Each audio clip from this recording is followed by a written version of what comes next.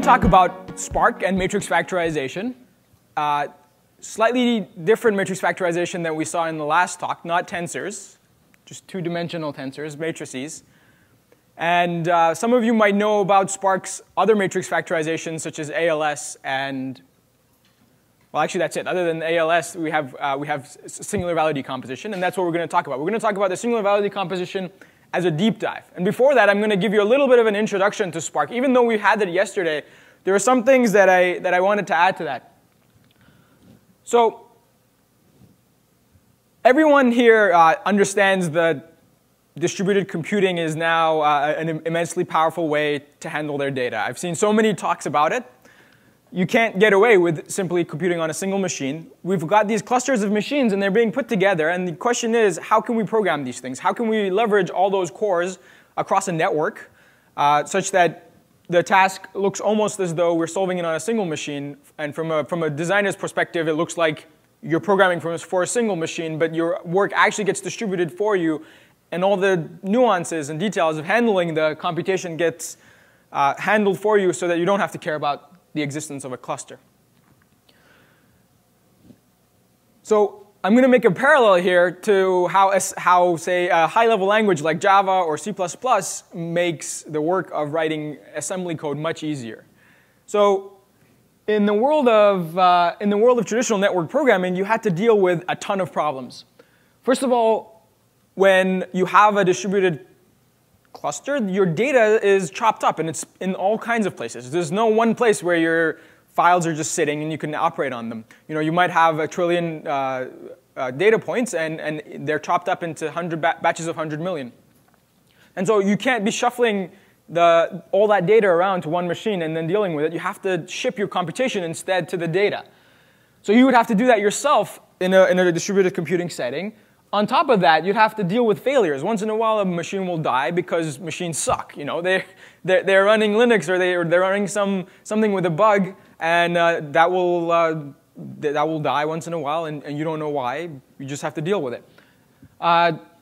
Sometimes you get stragglers. If you don't distribute the workload between different algorithms correctly, you'll have these machines that are working, and you just have to wait for them to finish, because your computation only finishes when everybody finishes. So you gotta wait. You're in this world where Ethernet networking is not fast. You don't have fancy connections between computers. These connections are simple connections that you have in your home. And then you have to write a program for every machine. You have to designate a master. You have to designate workers. And then you have to figure out how to get one to talk to the other. And you have to write programs for each one. And then you have to install the programs. My God. So this is not used. You don't want to do this. It's not worth your time. You want to use some sort of abstraction on top of all this that solves all these problems, but gives you almost the power of a full programming language. And that's what Spark is. The basic idea behind Spark is that it provides you with a distributed collection. So you're all familiar with vectors or arrays in whatever programming language you use, right? You're used to that. You build your algorithms surrounding them, and around them. So Spark provides you with a vector that is split across many machines, and provides you with most of the operations that a vector provides. Not all, because that would be asking for too much. For example, you don't have indices, but you have most of the things that you can do with other vectors. For example, you can intersect two vectors. You can union. You can do the things that map and reduce does, but it's just not helpful anymore to think about maps and reduces. You can do a lot of things that all the other data flow programming paradigms do. So the programming languages that solve all these problems, I'm calling data flow programming paradigms, because they force you to think about the data, and by doing so, they can solve all these problems in an efficient way. So that idea of having a collection, a vector that is distributed, doesn't have anything to do with a single programming language, right? It can be. You can have the same abstraction in in a bunch of other programming languages, and in fact, we do. We do all of our work in Scala, and then we add bindings for Java, Python, and there's a Spark R project, which isn't as mature, but it certainly provides you with the distributed collection that I mentioned. So the key idea behind these things is that they know how to rebuild themselves. These so-called RDDs, this distributed collection, they're called RDDs, resilient distributed data sets. The world only lets you create them in such a way that they know how they were built. They know the recipe for their creation. And therefore, if somehow a node goes down, if there needs to be some recomputation, if anything bad happens, they can be recomputed. And that's really the key idea behind them. So they know how they've come into the world. You can only make them in particular ways. And then they're automatically rebuilt on failure. You don't see any of that. You just deal with collections. And so on top of that basic idea, you can build a lot. So that's Spark core, that's RDDs. And then on top of that, you can run SQL queries. I guess a lot of people in this crowd don't care much about SQL, but it's actually immensely helpful. Much of industry runs on it. Then there is Spark Streaming, which lets you handle pipes of data. GraphX, which lets you handle large graphs. This audience should care about graphs. And machine learning, of course. And all of these, Spark core is now very stable. We're not really changing it much. The APIs are pretty stable. However, there's a ton of work going into the libraries, especially MLlib. MLlib is the most active library. It is being developed most rapidly. It has been around for a year, and it's in that time gathered more than 60 contributors from all over the place. And it's still it's still in development, and we're making it a lot better. So one of the benefits of Spark is that it also, in addition to solving all those problems, it also lets you use the memory across your cluster effectively. And because of that, data sets that can fit in distributed RAM, meaning that if you look at the entire amount of RAM available in your cluster as the total amount of RAM, which it is, then if your data set can fit in that, you can go through the data set many times because of the benefits that RAM provides you.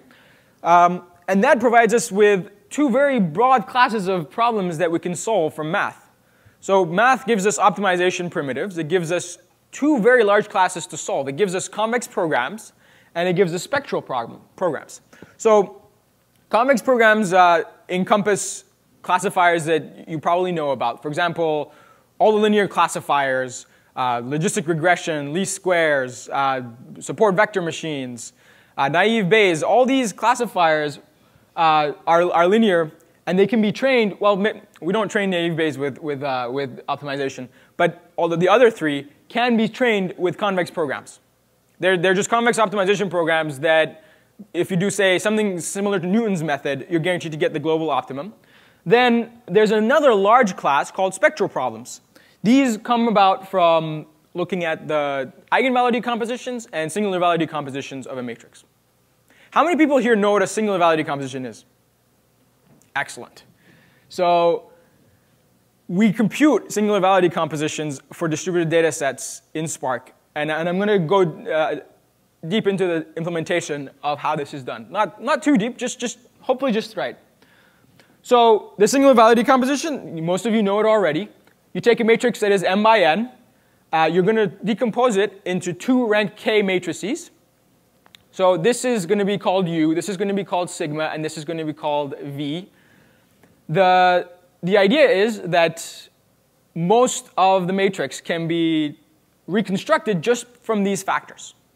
So this finds uses in all kinds of places. You can use it to solve systems. You can use it for recommender systems. You can use it in some fancy near applications. You can use it all over the place. It's arguably the fundamental building block of linear algebra. So my department, computational math, cares greatly about the SVD because the founding department member was the person who figured out how to compute SVD quickly on a single machine via bidiagonalization, Gene Golub. So we care greatly about the SVD, and so it's a delight to be able to distribute it. And I wouldn't be able to do this on, say, data flow programming paradigms that came before because they wouldn't let me handle memory correctly. So the way we implement this in Spark is actually by splitting it up into, right now, at least two cases. The two cases are the matrix you give, so the m by n matrix here, the m by n matrix A. It may or may not be tall and skinny. And I'm not making that up. That's a technical term. Tall and skinny means it has a lot of rows and few columns. And by few, I mean less than, say, 5,000. And tall means it's distributed. So you can maybe have 1 trillion rows. So the world gets split up into two cases, these tall and skinny matrices. And then if you have a short and wide matrix, then you simply take its transpose. And then that's a tall and skinny matrix. And the SVD is very trivial to recover from the transpose of a matrix. So really, there are only two cases, the tall and skinny case and the roughly square case. So the two dimensions are about the same. And we handle these two cases very differently. So you don't need to care about which of these cases your matrix fits in. It's handled. But we're going to go into how each case is handled in this talk. So in the tall and skinny case, we go through the relationship between A and A transpose A. OK? So A is m by n. If we compute A transpose A, let's say this was A sigma u v transpose is the singular value decomposition for A. Then the singular value decomposition of A transpose A is v sigma squared v transpose. And that happens because just write down A as this, plug this guy into here, and then use the fact that u and v are unitary. The inverse of this matrix is its transpose, and the inverse of this matrix is also its transpose. So when you plug this formula into here, you get some nice cancellation. And because sigma is a diagonal matrix, its entries just get squared when you multiply it by itself. So you're in this scenario where you have a nice relationship between A transpose A singular value decomposition, and A singular value decomposition. A transpose A in the tall and skinny case is way, way smaller than A, right? Because it's n by n. And remember, n is small. N is like 5,000. A 5,000 by 5,000 matrix we can't compute the SVD of that on a single machine pretty quickly. So we just have to compute A transpose A. So we can do that by RDD operations across the cluster. This is a non-trivial computation when A is large. So you do that, and then you have a small matrix. You compute the SVD of that small matrix. It gives you V. It gives you sigma squared, but you can take the square roots. So then you have sigma as well. And now what are you left with? You're left with needing to compute U. Right? So you have V. You have sigma. You got to compute U. And you can do that by a simple solve, because in this relationship, now we have V. We have sigma. We know A. That's our data. V can be inverted easily because it's unitary. Sigma can be inverted easily because it's diagonal. And so by some very simple matrix multiplications, you can recover U. Actually, V is also very small. It's only n by k. Right? So 5,000 by the rank that you chose. And the rank that you chose is probably going to be less than, say, I don't know. Hopefully it's not too large. We assume it's less than 100. And then sigma is k by k, also small. So you can actually do this matrix multiplication really efficiently. And then that's it. So you've solved the tall and skinny case. Any question about that before we move on to the roughly square case? Yes? Sorry, why is it easy to do the eigenvalue decomposition? Of A transpose A? Yeah, why is that one easy? Because it's small. It will fit on a single machine, and then you can call the single machine single value decompositions that have been maturing for the past like half a century. Yes? But this is still done on one node. Just that one part where you have to. You have to have a node, at least one node that has n by n. For the tall and skinny case, yes. Yes. But we're careful so that that's not the bottleneck. As soon as we feel that that's going to be the bottleneck, we switch to the square case that I'll mention in a few minutes. Or right now if there are no more questions. Cool. So let's go to the other case where the matrix is roughly square. Okay? In that case, actually, we did something that it's sort of so the holy grail of distributed computing would be to take if it's not possible, like we can't do this, but if you could somehow give your serial program to a magic box and it could turn it into a distributed program for you such that it uses all the cores and makes it parallel nicely, that would be the holy grail of distributed computing. We can't do that. And so we have to rewrite our algorithms, right? However, in this case, we don't have to. We can take an algorithm that's from the 70s and actually distribute it. So this algorithm is the ARPAC, which is the Arnoldi package from the 70s. It's actually written in Fortran 77, and someone built Java and a Java interface for it. Anything available in Java is available in Scala. And so we can call it from Spark. But the key thing is that this program only interacts with the matrix via matrix vector multiplies. So the matrix is giant. It's, let's say, I don't know, 1,000,000 by 1,000,000, and it's dense, so it has 1,000,000,000 non-zeros, right? But if you multiply it by a vector, you just have 1,000,000 by 1 thing, right? That's small. So this program is only asking to interact with the matrix via these small bits of information, i.e. matrix vector multiplies. So as long as you have some layer sitting between ARPack, this super old package, and its request for matrix vector multiplies, then you're good. So we put that layer in between. Then every time ARPack asks for a matrix vector multiply, we ship off the matrix vector multiply to Spark. Spark returns the answer. It's a small answer, and then we feed that into ARPack. ARPack does its thing, and that's it. So we actually didn't. Well, I mean, it was a lot of plumbing work to get this all going, especially getting netlib Java.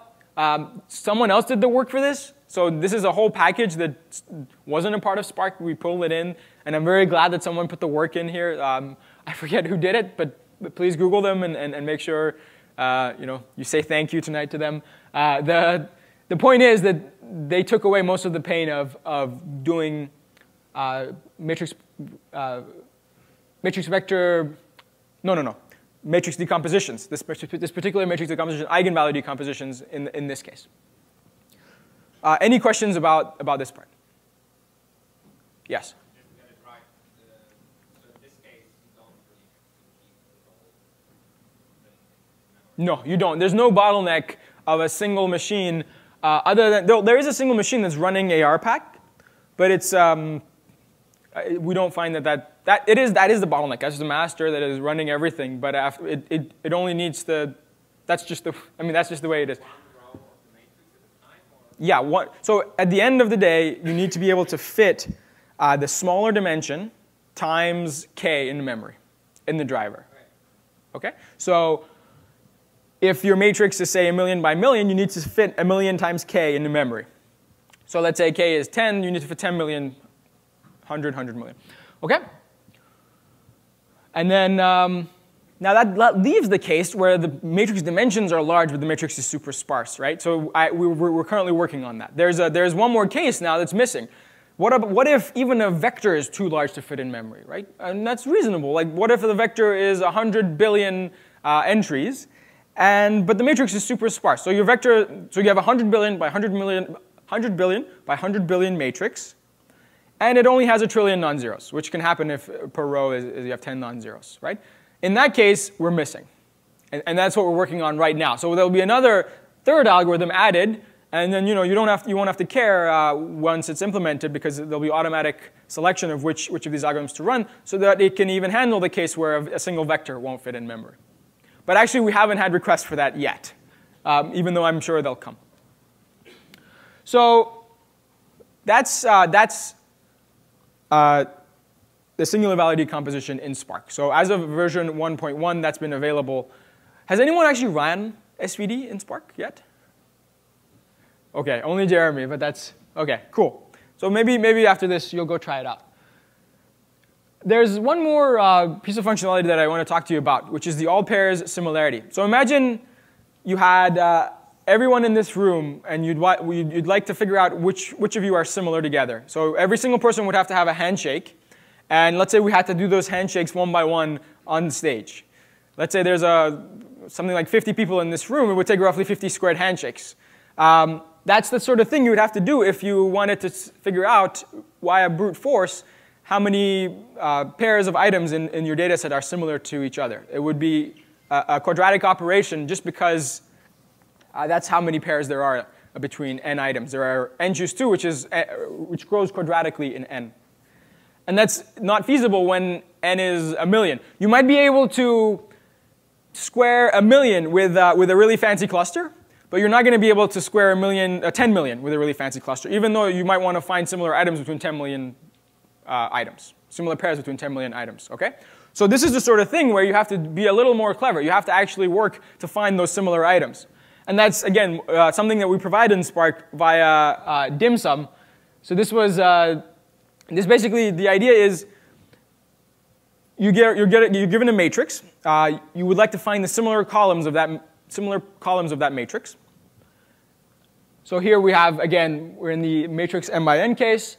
We're finding similar columns here. And the similarity is cosine similarity, which is the angle between the two vectors. Cosine of the angle between the two vectors.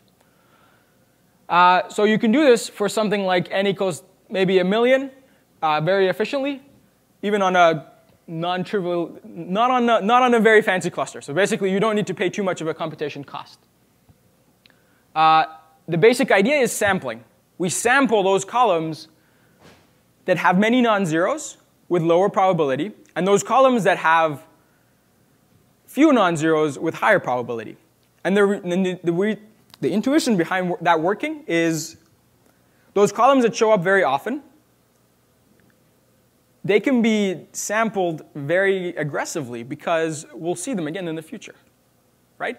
So if a column is showing up all over your data set, then you flip a coin with lower probability for that column.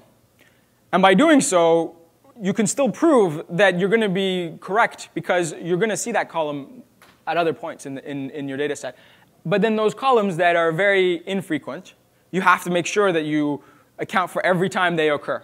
And so you sample them with high probability. And so this sampling scheme you can prove works and brings down your computation greatly. The amount of communication you need to do becomes independent of the number of rows. So remember that if your matrix is something like, if you had many dimensions per person, so if a person was a multi-dimensional thing, and very multi-dimensional, so like 1 trillion entries, then this sampling scheme makes the communication required between the machines independent of that dimension, which is very useful when a person is a very high-dimensional thing, it's very easy to come up with applications where that happens. Okay, so you don't need to care about all that sampling and all that jazz. You just call a method on row matrix. So a row matrix is our abstraction for a matrix that's been chopped up by rows. The way to do it, as of Spark 1.2, so this is not yet out, the code freeze just happened today. Today the code freeze for Spark 1.2 happened. In a month or so you'll have Spark 1.2, and you'll be able to do something like this. You read the rows of the matrix. This is usually, we're creating an RDD here, we're splitting it by space, and then we're creating dense vectors from it. We're making a row matrix out of it. This is a matrix that's been chopped up by rows. There are many ways you can chop up a matrix. In this case, it's been chopped up by rows. Here, you compute the similar columns with brute force, and then you can compute the similar columns for only those pairs that are more similar than a threshold. Or at least, this makes the computation only focus on those pairs that are more similar than, say, 40%. So you'd set threshold of 0.4 there. Okay. I want to give you a few teasers about what's happening, say, in 1.3. I mentioned just now that there are many ways to split up a matrix. And most of the data that I saw in the talks here could be thought of as a matrix. And so it's important to be able to represent that in as efficient a way as possible. So let's say you have 100 machines, and you have a giant matrix. How do you split it up? Well, you can split it up entry by entry. Every entry can be row ID, column ID, non-zero. That's one way to do it. That's coordinate matrix. We have that. The other way is to split it up row by row, assuming that a single row fits in memory on a single machine. That's row matrix, and this is the most mature matrix that we have. It has things like SVD, it has things like column similarities. And then what we'd like to have as of 1.3 is block matrix. So in the cases where block matrix operations really matter, and I heard several people using graphics cards for their operations, and this is the case where that would really shine. In those cases, we're now building block matrices. So you have dense blocks, and wherever block matrix operations happen, we can push down to hardware acceleration. And right now, we just push down to BLAS, which is basic linear algebra subprograms. And then with the goal that once that's implemented, you can replace that with GPU operations via NV-BLAS. So then these three matrices, you also want to be able to interact with them via regular linear algebra. So the goal is to have a linear algebra library available to you that's distributed. So you should be able to do things like multiply a block matrix by a row matrix without thinking about it, even though the algorithm to actually do that efficiently is non-trivial. And then, you have all three choose 2 pairs of multiplication between these two, and then multiply that by 2, because sometimes they're small matrices and they're local. So you can see the kind of work that has to go into building this library, and hopefully you guys will use it and then make cool science. So I can come here and it warms my heart to see all these applications of what we do, to things that are immensely cool, So you guys do research. We also do research. We do machine learning research. Spark started out of Berkeley in the AMP lab. It's slowly now making its way to Stanford. Not slowly, quite dramatically through me making its way into Stanford and at the ICME. My students are working on it. Matei, who is the creator of Spark, is going to MIT. His students there will almost certainly work on it. One of our colleagues at Databricks is working at UCLA now. His students will almost certainly do the same. We're teaching classes on Spark. I just came back from Maryland. We're going to do this at NYU, Cornell. It's all over the place, and it's become the kind of thing where if you're a machine learning researcher and you want to show your algorithm can be distributed, you're probably going to do it in Spark, and that's wonderful. So we can hope that you guys also do the same. I've seen contributions, for example, from Jeremy and their phenomenal contributions to Spark, and we're happy to work with you to make those happen wherever you think your tools can be used by other people in the community. Thanks. Any questions?